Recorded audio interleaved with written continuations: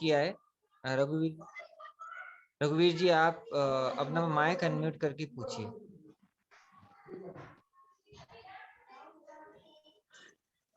नमस्कार हाँ सर, मैं रघुवीर सिंह। भैया। आवाज आ रही है सर? रघुवीर जी पूछिए। जी रघुवीर जी बताइए। सर मेरा मेरा ये पूछने का ये है कि जो हमने आज की जो है जो मीटिंग रखी है, तो ये किसानों की किस समस्या से लेकर जो है ये मीटिंग है, पहली चीज तो हम सर ये जानना चाहते हैं। नहीं, ये व्यक्तिगत कोई समस्या का हमें लग रहा है ऐसा कोई नहीं है, लेकिन बात ये है कि हम लोग किसानों की एक समस्या रहती है कि खेती करने के बाद भी हम लोग है ना दूसरे पे डिपेंड रहते हैं, या तो सर ये कह जी सर अगर ये है तो सबसे पहले जी समस्या है वो है कि इनकम कैसे बढ़ाए। हाँ, वो ही मेरा ये तो उसके लिए सबसे इनकम बढ़ाने के लिए सबसे पहले हमें अपनी लागत में कमी करना पड़ेगा, है ना। तो लागत हाँ कम कैसे हो, एक तो इसके बारे में हम लोगों को सोचना पड़ेगा, और सोचने के साथ साथ उस पे कार्य करना पड़ेगा, है ना। और एक और जी सबसे बड़ी समस्या है कि हमारी जो जमीन है ना, अब क्या हिस्से में बहुत कम आ रही है। तो अगर हम जो परंपरागत जो कृषि कर रहे हैं, तो उनसे हमें उतना इनकम मिलना मुश्किल है। तो हमें नई-नई फसलों के साथ मल्टी लेयर फार्मिंग और कुछ ऐसी खेती करनी है जिससे कि हम एक बार में कई फसलों को उगा सकें, और साथ ही कुछ नई फसलों को उगाएं जिससे हमें इनकम अच्छी हो सके। तो इस सर पर भी जो है हम जो है काफी टाइम से लगभग 2007 5 से मैंने खेती की शुरुआत की थी। आज सबसे पहले सर जो है हम लोगों ने जो जो हमारा बुंदेलखंड का एरिया है वो दालों पे से शुरुआत की थी। आज क्योंकि जो जलवायु परिवर्तन हो रहा है तो दालों से हमें बहुत नुकसान हुआ। फिर हम लोग चेंज होके मेडिसिन प्लांटों की तरफ आए। आज मेडिसिन के काफ़ी चूँकि जो आज की औषधि खेतियाँ हैं सर बहुत अच्छी खेतियाँ हैं। उसके लिए कुछ 2007 से जब हमने औषधि खेती शुरू की, आज बहुत सारी फसलें कर रहे हैं। किसी का मार्केट डाउन होता है तो किसी का ओपन बहुत ऊपर पहुँच जाता है। जैसे सर अभी हम लोगों ने करोड़ों की तुलसी पैदा की, जी। सभी के पास रखी हुई है, हुँ। बाज़ार नहीं मिल पा रहा है। अगली साल 180 रुपए में गया, आज कोई 70 रुपए में खरीदने के लिए तैयार नहीं है। इसके बाद 2 साल पहले हमने एक रोजेला की फसल है उसको पैदा किया था, रेट डाउन हो गया था, जो 18,000 में कोई खरीदार नहीं मिल रहा था, आज 25,000 में चल रहा है उसका रेट। अभी जो है 2 साल से मैं हम लोगों के यहाँ काफ़ी बड़ी मात्रा में कैमवाल की फूल की खेती करते हैं, जो आपको बता दें कि 480 रुपए पर केजी के हिसाब से आज का मार्केट है, और इतनी ज़्यादा डिमांड है कि पर डे करीब-करीब 20 से 40 क्विंटल पर डे मेरे गाँव से जो है उत्पादन होके बेचा जा रहा है। क्या व्यापारी घर में आके खरीद रहा है। क्या मोबाइल? कैमोमाइल। अच्छा है उसका। पिछले साल थोड़ा डाउन गया था। हाँ, पिछली साल भी सर लगभग 3600 के समथिंग रहा था। चिया की फसल है। और ये सारी चीज़ें हैं, तो अगर मेरा शायद किसान भाइयों से सभी से अनुरोध है कि अगर इसको थोड़े-थोड़े सा अगर करना सीख लें, और चूँकि हमारा जो है कोरोना काल में भी मेडिसिन पे काफ़ी वैल्यू है, और गवर्नमेंट भी इसके लिए काफ़ी सुविधाएँ प्रदान की जा रही हैं इसके द्वारा। हुँ। और हमें जो है खेती के साथ-साथ और भी जो चीज़ें हैं, सब्जी की खेती भी है, तो हमें सारी चीज़ें करना पड़ेंगी, क्योंकि ये ऐसी खेतियाँ हैं कि हम कम एरिया में अधिक उत्पादन कर सकते हैं। देखिए, आपकी बातों से वास्तव में लगा कि आप अच्छा काम कर रहे हैं, और कहीं न कहीं आपने 2-3 बातों के जो 2-3 प्रश्न जो आपने उठाए, उनके हम मेरे मेरे को उम्मीद है कि मैं उन्हीं प्रश्नों में से आंसर ढूँढने की कोशिश करूँगा। पहला हमारी एक समझ में आया कि आप लोग बहुत तादाद में फसल उगा लेते हो, तो कभी कभार आपको बहुत अच्छा रेट मिलता है और कभी कभार ऐसा होता है कि उसका रेट हमको कोई आधे में भी खरीदने को तैयार नहीं होता है। तो पहली बात तो मेरी समझ में आता है कि किसान को टोटल खेती में एक ही फसल नहीं उगानी चाहिए। और दूसरी बात, हमें थोड़ा सा अब आधुनिकता की तरफ जाना पड़ेगा। हमें एक देखना पड़ेगा कि मार्केट पे थोड़ा ध्यान देना पड़ेगा कि हम इस साल अगर ये उगा रहे हैं और इसका रेट डाउन जा रहा है, तो निश्चित है कि 1 साल बाद या अगली साल उसका रेट निश्चित ही है, उसमें एक बढ़ोतरी होगी। और हम ये भी देखें कि एक ही फसल को सारे किसान अगर उगाते हैं और इस क्षेत्र में या हम तमाम तरीके से जानकारी प्राप्त कर सकते हैं, तो हम उस फसल से थोड़ा हमें हटना चाहिए, तो हम वो फसल को नहीं उगाएं। दूसरी बात ये है कि हम जैसे कि आपने एक और प्रश्न इसमें कहा कि हम लोग करते हैं और उसका मार्केट डेवलप नहीं हो पाता है। तो मैं ये चाहूँगा कि उसके लिए हम जो गाँव के किसान भाई हैं, तो उम्मीद ये करते हैं कुछ न कुछ मार्केट से ज़रूर खरीद के लाते हैं। चाहे जैसे कि मिर्च हो, धनिया हो, हल्दी हो, तमाम ऐसी जो चीज़ें घर की घरेलू चीज़ें हैं, उनको हम मार्केट से लेके आते हैं और उसमें जो अ, बीज का जो हिस्सा है, जो किसान पैदा करता है, फिर वो रिटेलर उससे वो पहले थोक के पास जाता है, फिर मार्केट में आता है, रिटेल के पास फिर किसान को मिलता है। तो वहाँ उनकी प्रॉफ़िट बहुत होती है। तो वो अगर हमारे गाँव में फार्मर कर लेते हैं, जैसे कोई फार्मर मिर्च उगा ले, धनिया उगा ले, हल्दी उगा लो, वो गाँव में ही अगर बिक्री करता है और एक छोटे मार्जिन पे उनको देता है, तो हमें लगता है उस किसान को भी प्रॉफ़िट होगी और आप लोगों को भी, हम लोगों को इसका फ़ायदा मिल सकता है। तो हमें इन छोटी-छोटी बातों का ध्यान रखते हुए इस काम को हम लोग मार्केट में जब तक नहीं घुसेंगे, क्यों पैसा जो है वो मार्केट में है, वो मेहनत और किसानी के रूप में नहीं है कि हम बहुत मेहनत कर सकते हैं, बहुत अच्छा उत्पादन कर सकते हैं, लेकिन हम अच्छा रेट नहीं ले सकते हैं, ये मेरे हाथ में नहीं होता है। तो हम लोगों को क्या करना पड़ेगा कि हमें मार्केट में कहीं न कहीं एंट्री करनी पड़ेगी और तभी हम एक अच्छा मुनाफ़ा कमा सकते हैं। आप लोग जानते हैं कि एक छोटा-सा बिज़नेस करने वाला व्यक्ति होता है, वो करोड़ों में कमा लेता है और एक सैकड़ों बीघा ज़मीन वाला लाखों रुपए नहीं कमा पाता है। तो उसका एक ही रीज़न है कि वो मार्केट का फ़ायदा उठाता है और हम लोग मेहनत का फ़ायदा नहीं ले पाते हैं, है ना? तो हम लोग इसके लिए हम लोग संगठित होना पड़ेगा कि सम आजकल सरकार एफपीओ बहुत बनवा रही है, तो हम एक सक्रिय एफपीओ, हम खाली ये ना देखें कि 10 लोग इकट्ठे हो गए, हम एक सक्रिय एफपीओ बनाएँगे जो हम लोग हर काम करना है। हमें एक-दूसरे से लागत पे भी हमें विचार करके कम करना है। प्रोडक्शन के बारे में भी हमें लोगों को बात करनी है कि हम कुछ ऐसा प्रोडक्शन करें जो अदर किसान नहीं करते हों और हम धीरे-धीरे वो मार्केट भी हम उसी एफपीओ के माध्यम से कर सकते हैं। तो उसका फ़ायदा निश्चित ही कि मिलेगा। और आजकल तो आप इतना है मार्केट आजकल तो ऑनलाइन मार्केट का बहुत प्रचलन हो गया है। तो जो पढ़े-लिखे लड़के हैं तो उनको भी इसमें जोड़ सकते हैं, तो उनको एक मार्केट की जानकारी के लिए मोबाइल है, तमाम तरह की जानकारी से प्राप्त हो, तो वहाँ हम लोग एक अच्छा मार्केट भी ढूँढ सकते हैं और हम जब हज़ारों कुंटल या जिस तरीके आपने बताया इतना होता है, तो उसके लिए हम बड़ी-बड़ी मार्केट भी ढूँढ सकते हैं।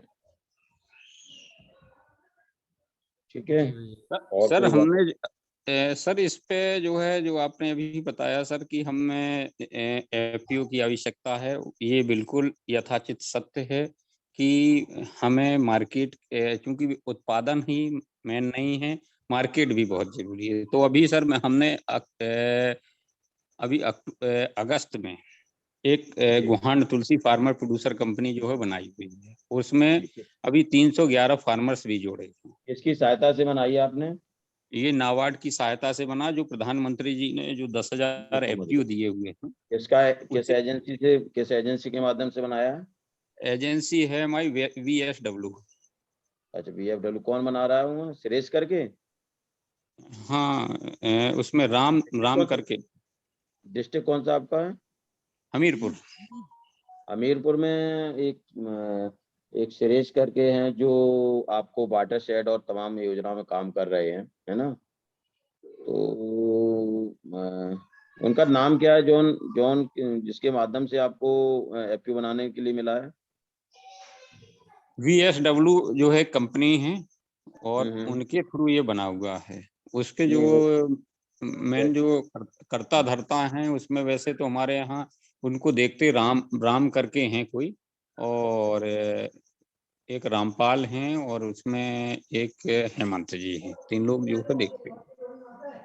तो वो और हमें इसको जरूर जो है, जान, हाँ, जी अगर जी वो जो एजेंसी वाले होंगे, क्योंकि तो निश्चित ही हमको वो जानते होंगे, है ना, और उनसे जी जी मिलिए और बोल दीजिए कि विनोद चौहान एटा वालों से बात हुई होगी, क्योंकि हमारा हम बता दें कि मेरा एफपीओ है जो 3 साल हुए हैं, है ना, और जी पिछले अक्टूबर में हमने टॉप 4 में हमारा नंबर था यूपी में, है ना।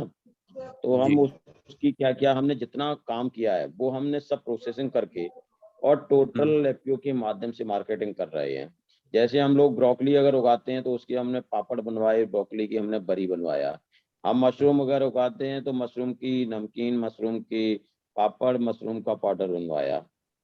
इसी तरीके से अगर हम गेहूं या दाल कुछ भी उगाते हैं तो उसकी क्या करते हैं, दाल बनवाते हैं।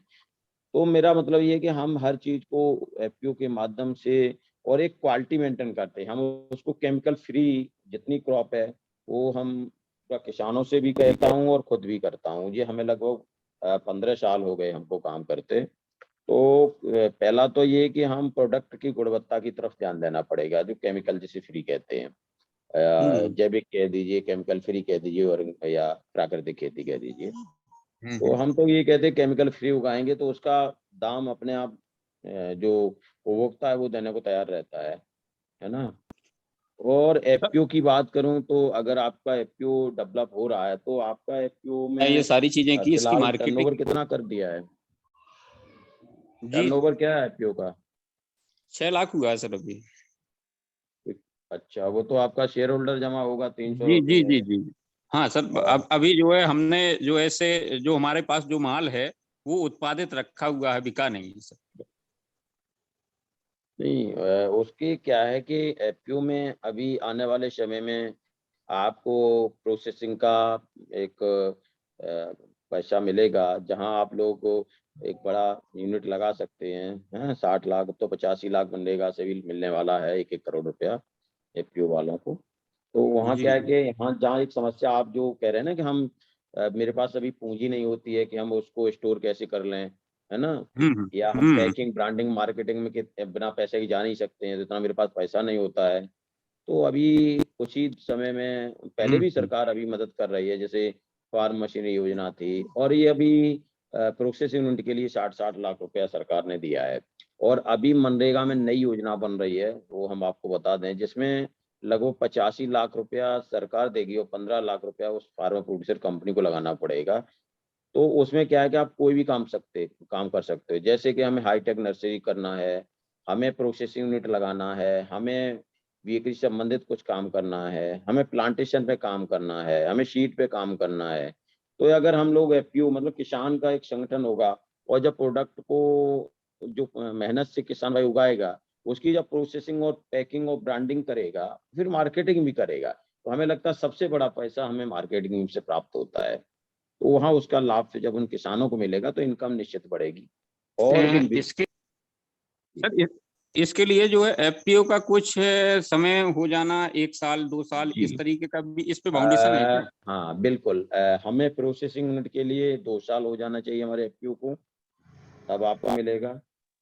और दूसरी बात है कि हमें आरओसी में सारे शेयर होल्डर के सर्टिफिकेट जारी कर देने चाहिए, है ना।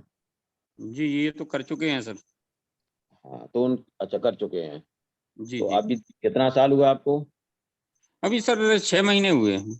नहीं, तो अभी आपको वेट करना पड़ेगा उसके लिए, है ना। हाँ तब लेकिन तक आप जरूरत सर, हम उसको, हाँ, तब जरूरत तक, अभी है सर हमें तो, क्योंकि माल रखा हुआ है वही है सर। अगर हमारे पास गोडाउन होता तो हम स्टोर कर लेते, प्रोसेसिंग नहीं, यूनिट होता उसके तो। लिए, हाँ, उसके गोडाउन के लिए आपको एग्रीकल्चर डिपार्टमेंट से बात कर लीजिए। वो अभी छोटे गोडाउन के लिए 3.25 लाख रुपया, 3,40,000 देते हैं। और बड़े गोडाउन के लिए भी नाबार्ड आपकी मदद करता है, जहाँ आप 10 लाख में आपको 33% आपको सब्सिडी मिलती है, और लोन भी बैंक देती है। धीरे धीरे इसका भी लाभ ले सकते हो। छोटे गोडाउन में आपको एग्रीकल्चर आपका सपोर्ट करता है, और छोटे छोटे यूनिट लगाने के लिए जैसे स्पिलर लगाना है तो प्रोसेस जो खाद प्रसंस्करण विभाग होता है उससे आप 10 लाख तक की सब्सिडी ले सकते हैं, और बहुत सारी योजनाएं जिनका किसान एफपीओ फायदा उठा सकता है। सर इसमें जो है हमारा जो है हम ये चाह रहे हैं कि जैसे हमारे पास जो फसल है, क्योंकि रघुवीर जी जी रघुवीर जी अभी और भी किसान भाई जुड़े हुए हैं, आप अपना नंबर भी शेयर कर दीजिए, जी है ना? जी जी क्योंकि ठीक है सर। कुछ और किसान भाइयों के भी प्रश्न थे तो जी वो जी जी जी जी अभी तक थे, क्योंकि तो टाइम इसलिए था थोड़ा, इसलिए मैंने बात की है। ठीक है सर।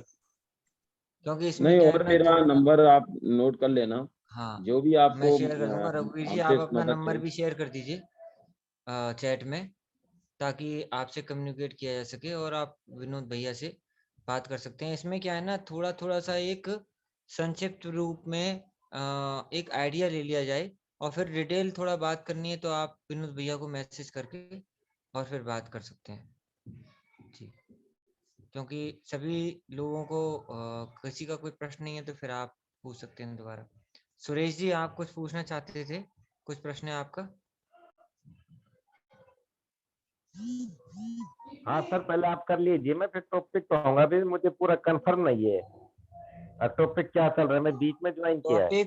टॉपिक है ये है कृषि के आधार पर हम आत्मनिर्भर कैसे बने।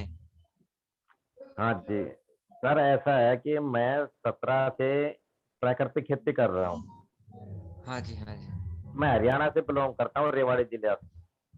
हाँ जी, हाँ और जी, मैं टीचिंग लाइन में रहा हूँ, प्रिंसिपल पोस्ट पर। हाँ हाँ, आप अपना और आपका कोई प्रश्न है आपका तो आप प्रश्न पूछ लीजिए। प्रश्न ये है कि हम जब तक किसान सेकेंडरी स्टेज पे नहीं आएंगे, प्रोसेसिंग स्टेज पे, तब तक हम आत्मनिर्भर नहीं बन सकते। प्राइमरी स्टेज में हम फेल ही होते रहेंगे। हाँ जी, हाँ जी, तो ये जरूरी है। मेन हमारे किसान ये नहीं समझ रहे भाई हमें एफपीओ में किस तरह बनाना है, मतलब ऑफिस में कैसे काम कराना है, सबसे बड़ी समस्या यहाँ है। और दूसरी मार्केटिंग की है। हाँ जी जी। दोबारा से बोलना है, मतलब एफपीओ बनाने के बारे में आपको जानकारी नहीं, क्या बोला आपने? जैसे कि हमारे किसानों को एफपीओ या दफ्तर में जाने का एक तो परहेज है, एक ये लगा लो, या इतनी जानकारी नहीं है। वो घर तक सीमित है या अपने खेत तक सीमित है। जी नंबर एक आप बात है। सुरेश जी आपका कुछ प्रश्न हो तो आप नहीं, प्रश्न अभी आप रख दीजिए। प्रश्न है कुछ? No, no sir, thank you. जी जी जी, तो आप अपना नंबर शेयर कर दीजिए सुरेश जी, तो मैं आपके से फिर हम कांटेक्ट करके आपको आपका कुछ अनुभव होगा तो वो अनुभव फिर हम किसान भाइयों से साझा करवाएंगे। तो आप सर, अपना मैं भी, नंबर शेयर कर हाँ मैं भी, हाँ मेरा 870 837 92 61। और चैट सर में मैं लिख भी दीजिए ऑनलाइन आप, क्लास चला। चैट में लिख दीजिए, चैट 870। में। अच्छा सर, एक मैं मिनट। लिख दूंगा। मैं भी ऑनलाइन क्लासेस चलाता हूँ, कल मेरा भी 8 बजे है। अच्छा अच्छा अच्छा अच्छा, आप लिंक भेज दीजिएगा, लिंक भेज दीजिएगा। ठीक है, ठीक ठीक है सर। ठीक मैं है, आप थोड़ा चैट इनको में। बताऊंगा, अगर एक सेकंड इनको बता दूं भाई साहब को। हाँ जी, हाँ जी, हाँ जी, हाँ भैया। है लाइन पे हो क्या? हाँ जी, हाँ जी। हाँ लाइन पे हैं, सूर्य जी लाइन पे हैं। सुरेश जी भैया, ऐसा है कि अगर एफपीओ से संबंधित है तो थोड़ा सा आप प्रयास करिए।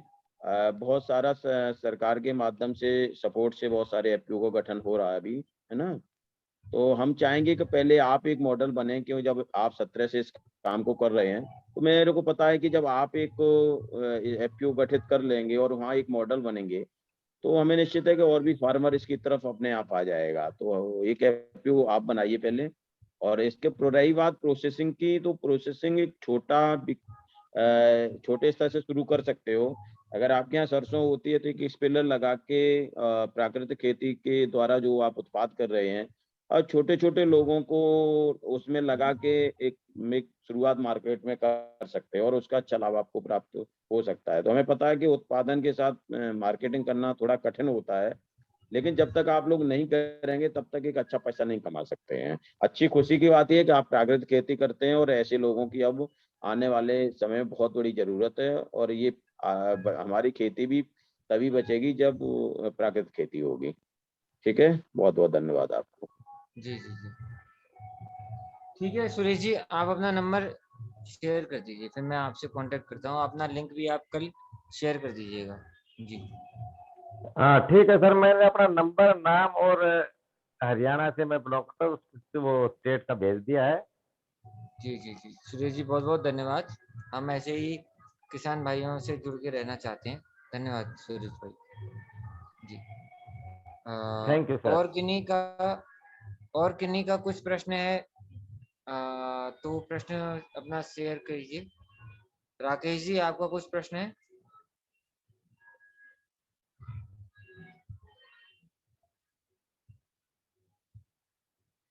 अ,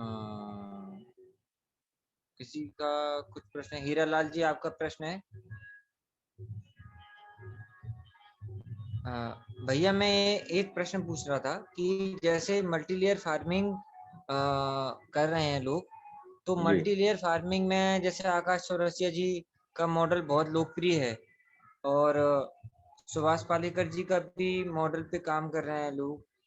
तो आकाश चौरसिया जी के मॉडल पे जैसे आकाश चौरसिया जी ने भी बोला है कि 2 एकड़ में लगभग 15 लाख के आसपास कमा सकते हैं। तो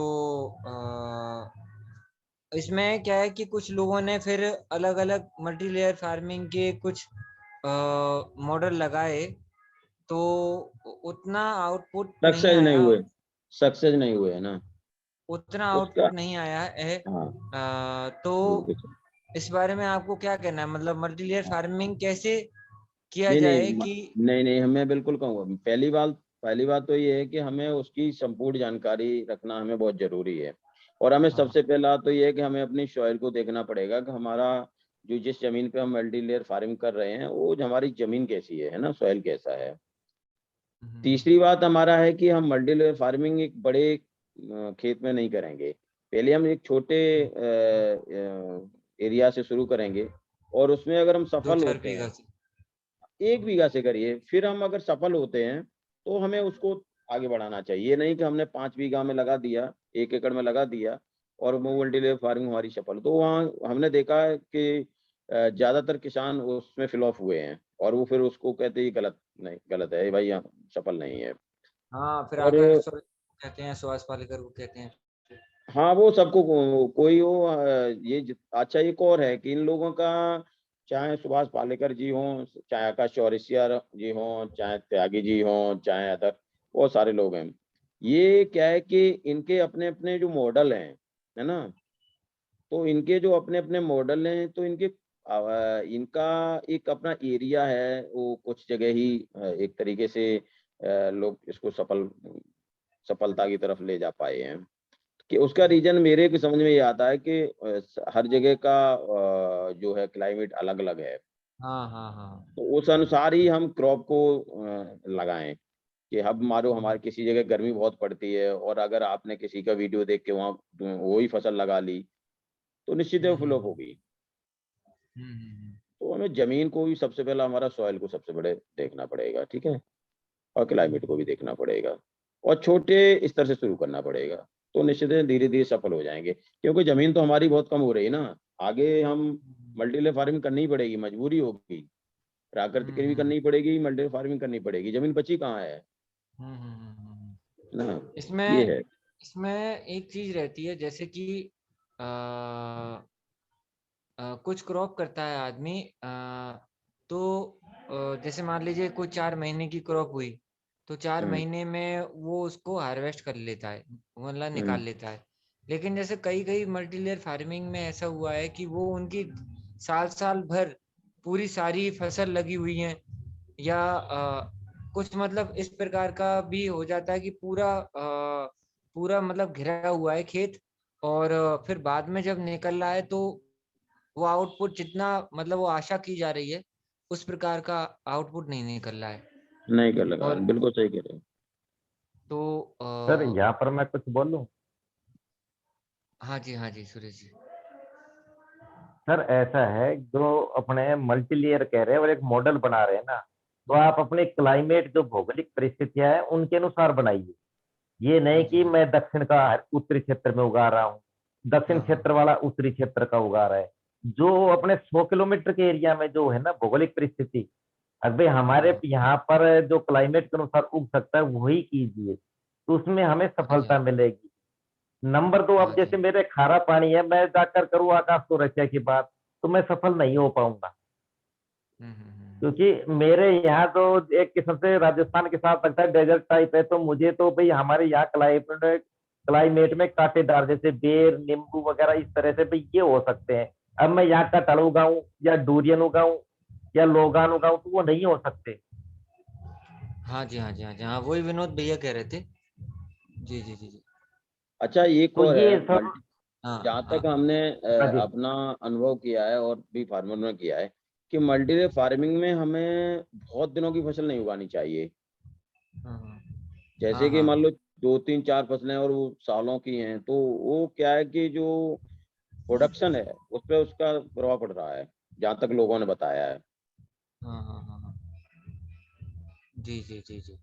तो मतलब इसमें यही है कि जो शॉर्ट टर्म में और इसमें एक चीज और भी है, जैसे कि जो पेस्ट मैनेजमेंट है वो जी। मतलब वो प्रॉपरली जैविक तरीकों से होता रहे, उसके ऊपर भी मतलब वो अपना प्राकृतिक तरीकों से क्या चीजें तो, होनी चाहिए पेस्ट मैनेजमेंट के लिए। आपका क्या तो कहना है इसमें पेस्ट मैनेजमेंट के लिए?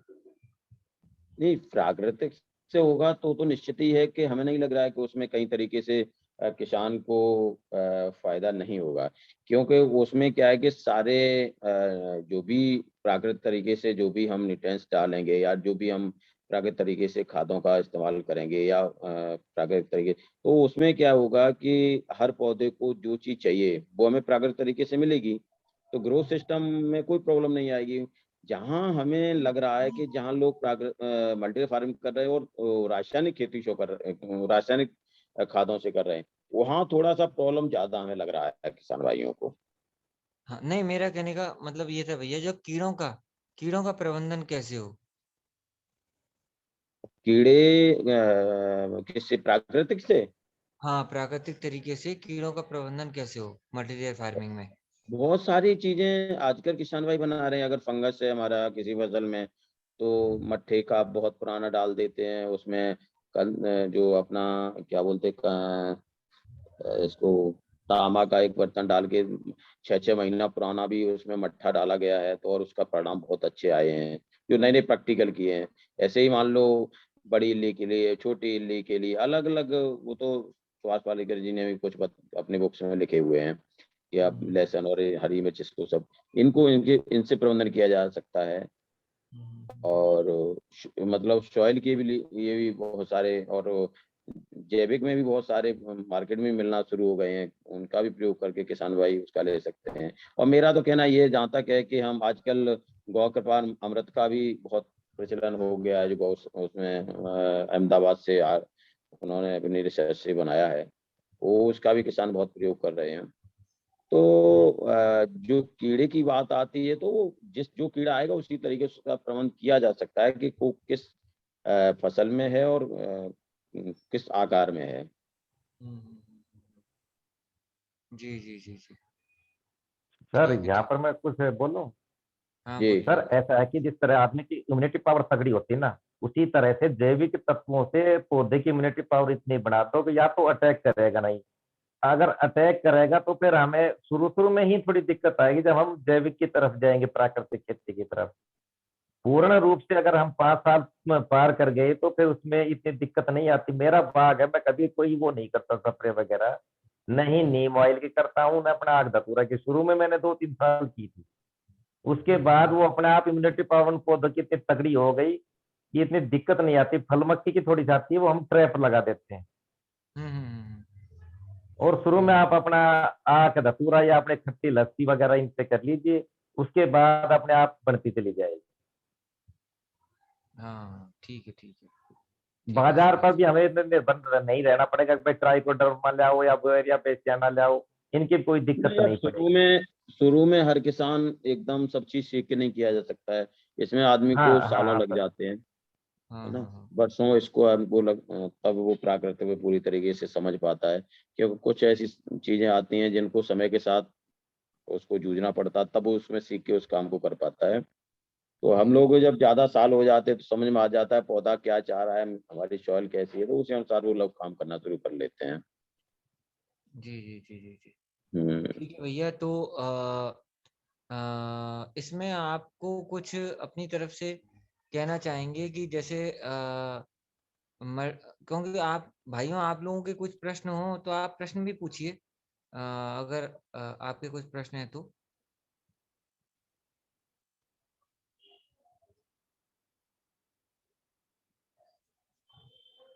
विष्णु जी, आपका कोई प्रश्न है अपनी खेती से संबंधित, कोई समस्या हो?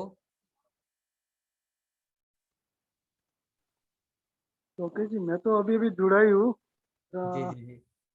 नहीं नहीं, आपका आपका कोई प्रश्न हो, वैसे कोई आपके खेत में कोई जुड़ा टेक्निकल ही हूँ, समस्या हो किसी प्रकार की कोई दिक्कत नहीं, तो। अभी जुड़ा ही हूँ, अभी सुन रहा हूँ सभी को, बहुत अच्छा। जी जी जी जी जी जी विष्णु जी। विनोद जी, मैं विष्णु जी के बारे में एक बात बताऊं आपको कि जी विष्णु जी गुजरात में जी एक कोऑपरेटिव के रूप में किसानों की कोऑपरेटिव चलाते हैं, जी और सहकारिता के आधार पे उन्होंने बहुत सारे किसानों को एक परिवार के रूप में जी अपने गांव और आसपास के गांव में मिलजुल के किस प्रकार विनिमय प्रणाली के आधार पर, मतलब वस्तु विनिमय प्रणाली का प्रयोग करके अपनी, जैसे एक किसान ने कुछ उत्पादन किया, दूसरे किसान ने कुछ उत्पादन किया, तो उत्पाद वितरण का प्रयोग किया है उन्होंने, जी वितरण प्रणाली का, विनिमय विनिमय प्रणाली का। और और उसके अलावा वो मार्केटिंग का, जैसे आप बोल रहे थे कि एक आसपास एक प्रॉपर जगह पे मार्केट, वो भी उन्होंने प्रयोग किया है। लेकिन जो सबसे महत्वपूर्ण बात, जैसे आप कह रहे थे, अपने गांव में ही उसे बेचने की कोशिश करें आसपास, तो उन्होंने आपस जी में एक बहुत अच्छा संपर्क बनाया है, और वो किसान एक एक परिवार की तरह सब किसान मिलके मीटिंग करते हैं, कोई समस्या होती है तो उसका समाधान करते हैं। बहुत अच्छा कंसेप्ट बनाया है इन्होंने। नहीं, बहुत अच्छी बात है। और इसमें हमें एक एक अपना लाइन जोड़ूंगा। इन जो आपने बताया उससे बहुत अच्छा लगा है। जिससे क्या है कि हमें लग रहा है कि वहाँ हम लोग क्वालिटी को भी मेंटेन कर लेते हैं, क्योंकि हमें पता है कि हमारा कोई ना कोई परिचित हमारा लोग खाएंगे, तो हम उसमें क्या है कि अनावश्यक जो आजकल फार्मर खादों का इस्तेमाल कर रहा है, पेस्टिसाइड फर्टिलाइजर बहुत ज्यादा प्रयोग कर रहा है, तो कहीं न कहीं जब हम एक दूसरे को अपने प्रोडक्ट को बेचेंगे या गाँव में परिवार को देंगे, तो हमें निश्चित ही है कि उसकी गुणवत्ता का भी ध्यान रखना है। और जब वो जाएगा तो हमारे स्वास्थ्य पर भी इसका बहुत अच्छा असर रहेगा, कि हम लोग जब खाएँगे तो अच्छा खाएँगे। तो एक हम्म, बहुत अच्छी बात है कि गाँव का माल, गाँव की चीज़ गाँव में ही बिकनी चाहिए। हाँ हाँ और जी गाँव से जब बाहर जाए तो उसका कम से कम 1.5 से 2 गुना उसका रेट मिलना चाहिए। क्यों मिलेगा? जब आप गुणवत्ता के साथ ले जाएँगे और आपकी पहचान होगी कि फलाने गाँव या फलाने कस्बे के फलाने फार्मरों को द्वारा ये अच्छा उत्पाद है। तो क्वालिटी को मेंटेन करते हुए बहुत अच्छी बात है कि हम लोग अगर ये मार्केट में काम करना शुरू कर दिया तो निश्चित ही आज नहीं तो कल इनके पास पैसा होगा, इन फार्मरों के पास पैसा होगा। और मेहनत करके अगर मार्केट में ही अगर ढकेलते रहोगे तो निश्चित ही है कि आपको उतना प्रॉफिट नहीं हो सकता जितना आप हकदार हैं। हाँ, मंडी में करते रहेंगे तो मंडी में तो नुकसान होगा। नहीं हो पाएगा। तो ये अच्छी बात है कि चाहे वो आपका हल्दी हो, मैंने अभी कहा, चाहे आपका घी हो। मेरा मतलब ये है कि गाँव में भी बहुत तो हाँ चीज़ें हाँ कस्बों से और सिटियों से खरीद के गाँव में आती हैं। और वो हम्म। किसान के द्वारा ही उगाई हुई होती हैं। बस क्या होता है कि यहाँ का माल पहले बड़ी सिटी में गया, तो वहाँ से उसकी साफ-सफाई होके, पैकिंग होके फिर आ गया। फिर हम उसको लेके, थैला लेके अपना खरीद के घर ले आए। बस ये चला, ये चक्र एक घूम रहा है। तो हम चाहेंगे कि किसी गाँव में मिर्च की खेती करने वाला हो, तो किसी दूसरे गाँव में कोई हल्दी खेती करने वाला हो, तो हाँ अगर हाँ हाँ हम हाँ, एक लोग एक-दूसरे बिल्कुल। से जुड़ें और एक-दूसरे को अच्छा उत्पाद दें। कोई हमें धनिया देता तो हम उसको मिर्च दें, अगर हमें जी कोई गेहूँ देता तो हम उसको धान दें। हाँ, तो बिल्कुल एक बिल्कुल। है ना। कोई अगर हमें दाल देता है तो हम उसको कोई दूसरी चीज उगाते हैं तो वो दे दें, राई दे दें। कोई फल उगाता है तो हम उसको अदर कोई चीज दे सकते हैं। हम एक लोग दूसरे की गुणवत्ता के साथ साथ एक उसमें दो चीजें बहुत फायदेमंद है। एक तो अच्छी चीज मिलेगी और दूसरा कम पैसा भी लगेगा हमारा, और तीसरी बात है जो बेच रहा है उसको बेनिफिट ज्यादा होगा। हाँ इस हाँ काम को नहीं करेंगे तब तक पैसा नहीं हम लोग कमा सकते हैं, मेरा तो यहाँ तक अनुमान है। और वो आपस में एक आत्मनिर्भरता भी बढ़ती है और एक आत्मनिर्भर कॉन्फिडेंस भी आता है कि हाँ हम अपनी बुनियादी जरूरतों को अपने ही इलाके में पूरा कर सकते हैं। जी जी जी ठीक है भैया। तो कुछ आपको और किसी बहन भाई को कुछ प्रश्न पूछना है? टाइम भी हो रहा है वैसे तो हाँ सूर्य सर, मैं कहना चाहता हूँ इस बात पे। हाँ सूरज जी आपसे अनुरोध है कि आप अपनी राय जरूर दीजिएगा। थोड़ा किसी का प्रश्न है तो हम प्रश्न की वो कर लेते हैं, क्वेश्चन कर लेते हैं। यदि किसी का प्रश्न नहीं है तो आप अपनी बात रख दीजिएगा, है ना। हाँ जी।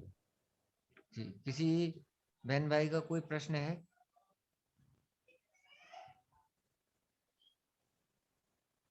जी किसी का कुछ प्रश्न नहीं है सूरज जी। बताइए आप क्या बताएंगे हाँ सूरज सर, जी। एक तो लोगों में ये धारणा है कि भाई केमिकल से ज्यादा हमारी नई जाति कम रहती है।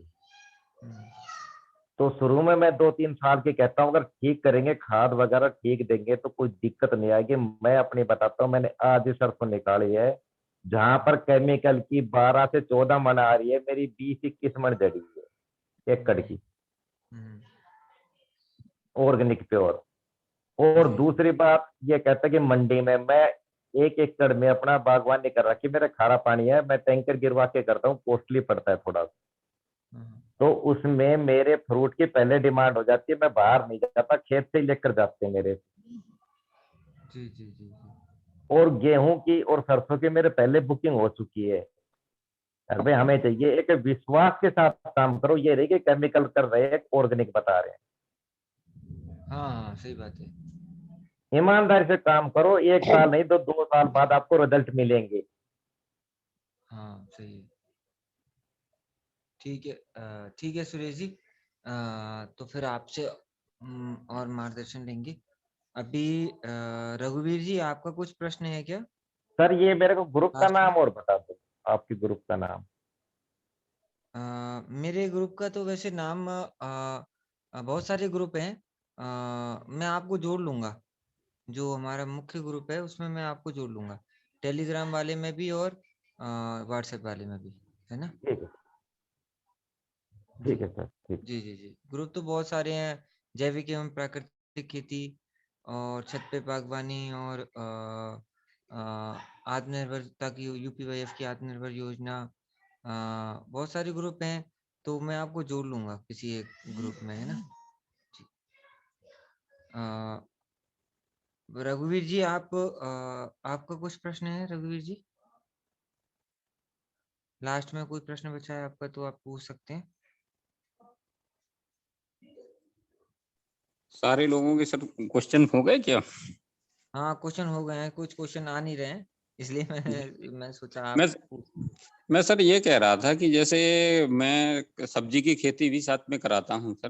तो करीब मैंने 3 साल से मैं देख रहा था कि जिसमें हाइब्रिड मिर्च और मेरे यहाँ जो बैगन होता है, मैंने वो 3 साल से कर रहा था और बराबर बराबर जो है केमिकल से किया और लॉस पे गया।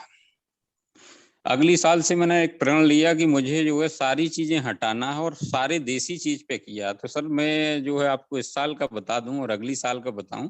जो मिर्च थी मैंने हाइब्रिड को बिल्कुल हटा दी, जो मेरे यहाँ वो 4 वाली मिर्च होती है मोटी वाली, उसको ही देसी को लगाया सर। कोई ना व्हाइट फ्लाई ना कोई कोई केमिकल्स की जरूरत नहीं।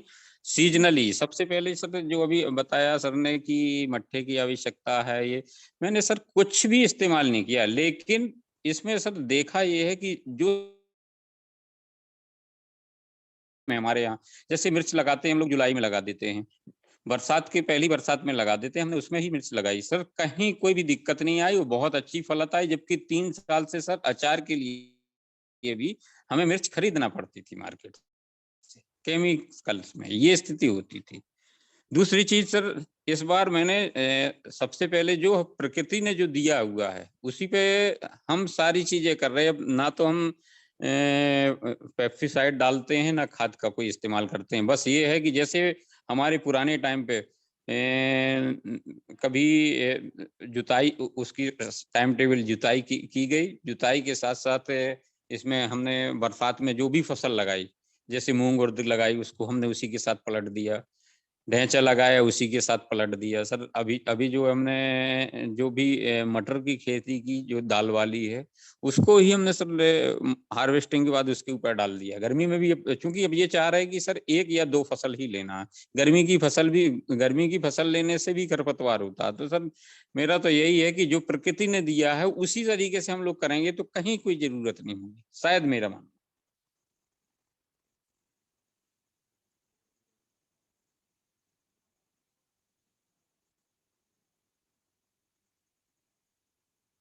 और सर समय समय पे हम लोग खेतियों का, जैसे एक चीज और मैंने किया है, क्योंकि जो अपना इसमें पाया है कि फसल चक्र वास्तविक, क्योंकि जब मैंने नई खेती की तो कम टाइम की खेती शुरुआत की थी, लेकिन मैंने अगली साल से फसल चक्र ही सबसे मेन रखा है।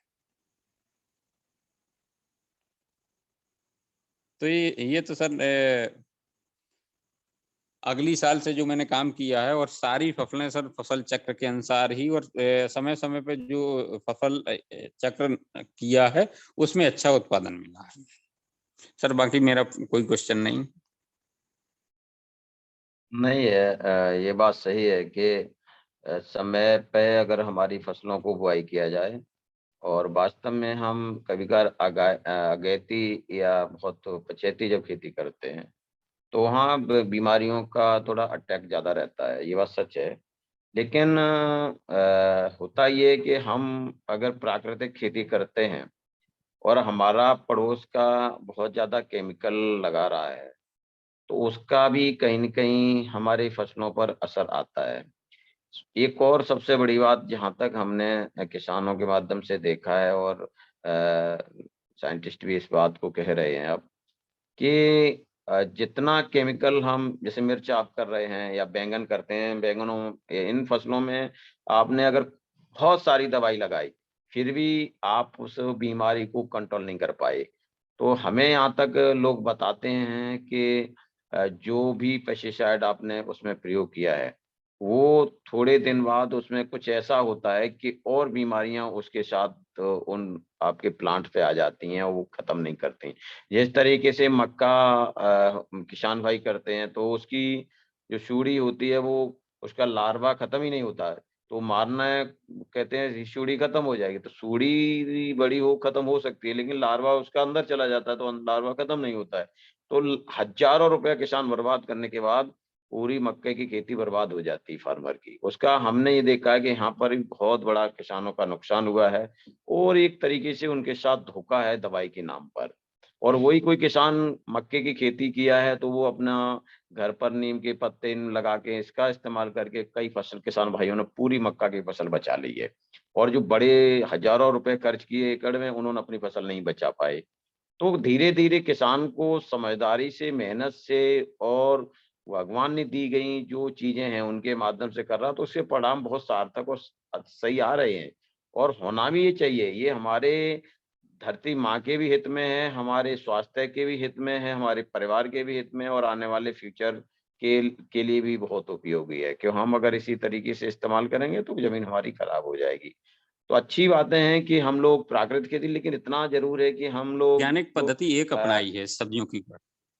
जी, सर इसमें जो है, इस साल मैंने जो है उसके ऊपर स्प्रिंकलर जो है लगाया है, जी, जो सिंचाई की है सर। जो मिर्च जी। में छिट्टा पानी लगाते थे, बैगन में हाँ, छिट्टा हाँ, पानी लगाते तो उससे आपको उस 10 से 15% ये बेनिफिट हुआ होगा हाँ कि हाँ कम से कम जो वातावरण में जो नुकसानदायक या कह लीजिए बीमारी जो होती है, तो बरसात से क्या होती है, जो आपका पानी जो है पौधों के पत्तों पर उसे अटैक करने की कोशिश कर रहा था, तो वो क्या है, वो फिर धीरे-धीरे पानी के साथ बहा के नीचे चला गया ज़मीन में, है ना? तो वो हाँ, भी हाँ। बीमारियों का बहुत बड़ा रुकाव, एक तरीके से रुकावट पैदा होती है उससे, जो बीमारी अटैक नहीं कर पाए। सबसे बड़ा होता है सीजन का। वो जब आप कोई चीज सीजन पे लेते हैं तो उसका बहुत अच्छा रहता है, तो वहाँ बीमारियों की संभावना, जैसे फूल गोभी करिए, आप अगेती करिए तो आपको उससे दसियों दांव दवाई का इस्तेमाल करना पड़ेगा, और वही समय पे जाड़े में करिए तो आपको एक बार भी दवाई का इस्तेमाल नहीं करना पड़ेगा। लेकिन तो ये सर तो इस पे जो है मेरा एक है कि चूंकि हमें गैर सीजन की सब्जियां भी नहीं खानी चाहिए और पैदा भी नहीं करनी चाहिए, शायद मेरा मानना। भैया पैदा करने वालों को तो हम लोग अभी नहीं रोक सकते हैं, लेकिन खानी नहीं चाहिए। हाँ, हम हाँ। लोग जितने भी परिचित लोग हैं, कि किसान से कह दो ना, अभी कहो भाई आप इसको अगेती इतनी दवाई को, वो कहता भाई साहब हम हमारे बच्चों को तुम पाल दोगे। तो वो अभी क्वेश्चन उल्टा कहते, हम तो बोलो फील्ड में काम किए हैं और हमसे कहते भाई इतना दवाई। हमने ये भी कहा नहीं भाई, ये बताओ इतना दवाइयां लगाते हो, ये तुम्हारे बच्चे खाएंगे? बोले हम नहीं, हम तो फलानी मार्केट में बेच देते, मेरे घर में कोई नहीं खाता है। तो मैंने उनसे कहा वो भी यार लौकी पैदा करता होगा, लौकी या घर में लेके आ, वो इंजेक्शन लगा के आपको दे देगा, तो आपके बच्चे नहीं खा रहे हैं। तो चुप हो गया। तो कहने का मतलब है, हम जो खराब पैदा करते हैं मार्केट में बेचते हो आप खाते हैं, और आप जो खराब पैदा करते हो हम खाते हैं। कुल मिला के नुकसान हम सभी लोगों का है। तो हम लोगों को धीरे धीरे सोच समझ के, एक तरीके से कड़ी बनाते हुए, ये हम जो परिचित लोग हैं उनको नई नई क्रॉप उगवा के एक दूसरे से क्रॉप खरीद के ही खाएं मार्केट में, बिल्कुल ना जाए, हम तो ये कहते हैं। जी, जी, जी। जी ठीक ठीक है फिर है हाँ जी। ठीक है भैया, ठीक है। ठीक। ठीक है भैया, विनोद भैया बहुत बहुत धन्यवाद। जी। तो टाइम भी बहुत हो गया अब। नहीं, अच्छी अच्छी बात।